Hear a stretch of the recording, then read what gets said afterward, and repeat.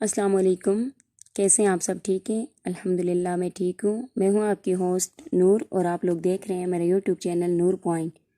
Video کی طرف بڑھنے سے پہلے میری آپ لوگوں سے ریکویسٹ ہے، چینل کو سبسکرائب کیجئے، ویڈیو کو لائک اور شیئر کیجئے، بیل آئیکن کو ضرور پریس کیجئے تاکہ ہر نئی آنے والی ویڈیو کو نوٹیفیکیشن آپ کو بر وقت بآسانی مل سکے۔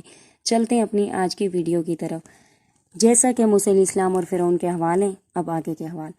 وہاں سے بنی اسرائیل امن اور سلامتی کے ساتھ صحرا میں پہنچ گئے موسیٰ علیہ السلام کے ساتھ۔ اس کی ہوا میں معزز اور آزاد لوگوں کی طرح سانس لینے لگے۔ اس جگہ نہ انہیں فرعون کا ڈر تھا، نہ حامان کا اور نہ ان کی پولیس کا۔ وہاں وہ امن، سکون اور اطمینان سے چلتے تھے، اللہ کے سوا کسی سے نہ ڈرتے۔ لیکن وہ شہری لوگ تھے، سرسبز شاداب علاقے والے۔ صحرا میں انہیں دھوپ تکلیف دیتی تھی۔ وہ اللہ کے مہمان تھے۔ کیا آپ نے بادشاہوں کو نہیں دیکھا؟ وہ اپنے مہمانوں کی کس طرح عزت کرتے ہیں، کس طرح ان کے لیے خیمے نصب کرتے ہیں جو انہیں سورج کی گرمی سے بچاتے ہیں۔ بلا شبہ اللہ کی عزت تمام عزتوں سے بڑھ کر ہے۔ اللہ نے بادل کو حکم دیا کہ وہ ان پر سایہ کریں۔ وہ بادل کے سائے میں چلتے، جہاں وہ چلتے وہ بادل ان کے ساتھ چلتا، جہاں وہ ٹھہرتے وہ بادل بھی ٹھہر جاتا۔ سبحان اللہ۔ بنی اسرائیل کو پیاس لگی۔ صحرا میں پانی نہ تھا، نہ کوئی نہر اور نہ کنواں۔ حضرت موسیٰ علیہ السلام کے پیاس کی شکایت لے کر آ گئے، جیسے بچہ اپنی ماں سے شکایت کرتا ہے، اس سے فریاد کرتا ہے۔ موسیٰ علیہ السلام نے اپنے رب سے دعا کی، اور اس کے بغیر کون تھا ان کا جو ان کو دیتا؟ بس اللہ نے فرمایا، اپنی لاٹھی پتھر پر مارو۔ بس اس سے 12 چشمے پھوٹ پڑے۔ ہر قبیلے نے اپنا گھاٹ پہچان لیا اور پانی پیا۔ بنی اسرائیل کو بھوک لگی۔ انہوں نے موسیٰ علیہ السلام سے بھوک کی شکایت کی، جس طرح بچہ اپنی ماں سے شکایت کرتا ہے۔ انہوں نے کہا، آپ نے ہمیں مصر کی زمین سے نکالا، جو پھلوں، میووں، بلائیوں، پاکیزہ چیزوں کی سرزمین تھی۔ اس صحرا میں ہمیں کھانا کون دے گا؟ موسیٰ علیہ السلام نے اپنے رب سے دعا کی، اور رب کے سوا ان کو کون تھا؟ اللہ نے ان پر کھانا اتارا، ان کے لیے درختوں کے پتوں پر حلوے کی طرح کھانا اتارا۔ ان پر پرندے بھیجے، یعنی من اور سلوا۔ انہیں آسانی کے ساتھ درختوں سے پکڑ لیتے، اور من سلوا تھا۔ صحرا میں بنی اسرائیل کی مہمان نوازی تھی۔ یہ پرندے درختوں پر آ گئے، جن کو وہ آسانی سے پکڑ کے اپنی خوراک انہوں نے بنا دی۔ انہوں نے سیر ہو کر کھانا کھایا، لیکن عرصہ دراز کی غلامی نے بنی اسرائیل کے اخلاق اور ذوق کو برباد کر دیا تھا۔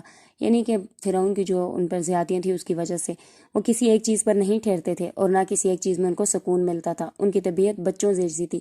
وہ کم سے کم شکر کرنے والے اور زیادہ سے زیادہ شکوے کرنے والے تھے، جلد اکتا جانے والے۔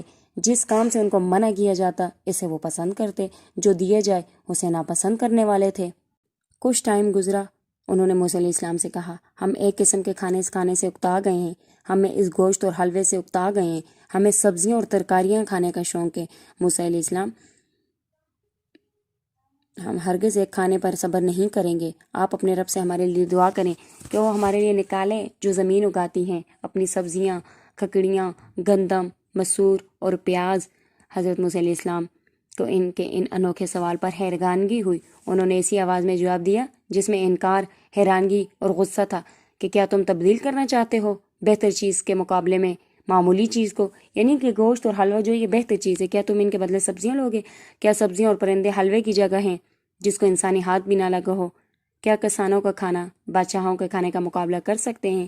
ہائی یہ بدذوق، ہائی یہ برا انتخاب۔ لیکن بنی اسرائیل اپنے مطالبے سے بیاز نہ آئے۔ وہ مسلسل سبزیوں کا مطالبہ کرتے رہے۔ موسیٰ علیہ السلام نے فرمایا، جو تم مانگتے ہو وہ ہر بستی، ہر شہر میں پایا جاتا ہے۔ اتر جاؤ شہر میں، یقیناً وہاں تمہیں یہ چیزیں ملے گی جو تم مانگتے ہو۔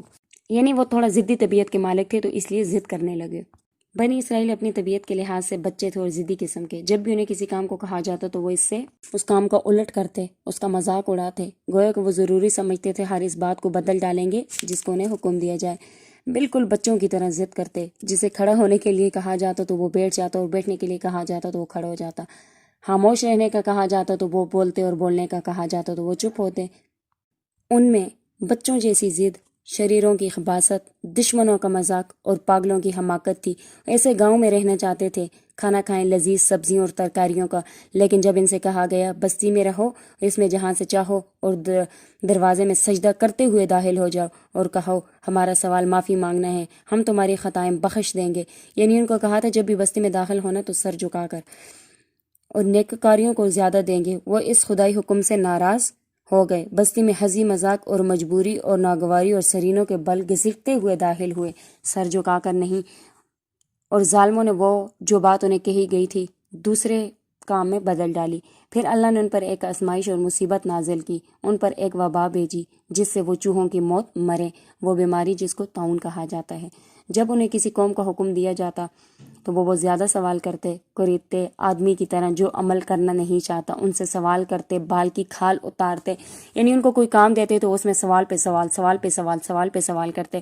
بنی اسرائیل میں قتل کا ایک حادثہ پیش آیا تو بنی اسرائیل نے اسے اہم سمجھا، وہ قاتل تک پہنچے۔ قاتل کے بارے میں یہ سوال لوگوں کی گفتگو بن چکا تھا۔ موسیٰ علیہ السلام کے پاس آئے، انہوں نے کہا اے اللہ کے نبی، اس معاملے میں ہماری مدد کیجیے، اللہ سے دعا کریں کہ وہ ہمیں قاتل کا بتا دے۔ یعنی ایک قتل ہوا تھا تو وہ چاہتے تھے اس قاتل کا پتہ چل جائے، حالانکہ وہ پتہ نہیں چل رہا تھا، لیکن وہ دعا پہ دعا، سوال پہ سوال کرنے لگے۔ تو یہ بات کچھ زیادہ لمبی انہوں نے کر دی تھی۔ یہ تھی آج کی ویڈیو، نیکسٹ ویڈیو انشاءاللہ۔ اللہ حافظ۔